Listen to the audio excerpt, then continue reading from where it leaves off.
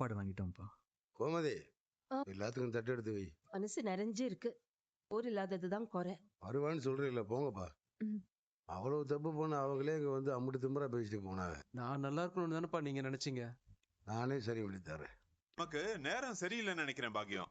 உனக்கு தான் வாய் சரியில்லை. தோஷம் அது இதுன்னு உளறி வைக்கிற. மயிலு, எதுமாச்சு? என்ன பண்ணுது மயிலு?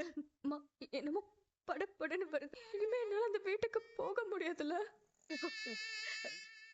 நீ எங்க போற? மயிலு. இல்ல. ஐயோ, அம்மாடி. நீங்க அவங்க ஓடி இருங்கடா, அவனை தனியா விடாதீங்க. எல்லாரும் தூங்குனதுக்கு பேரவ தான் தூங்குவேன். இனிமே நம்ம என்ன பாக்கியம் பண்ண முடியும்? ஆனா என்னால பண்ண முடியும்யா.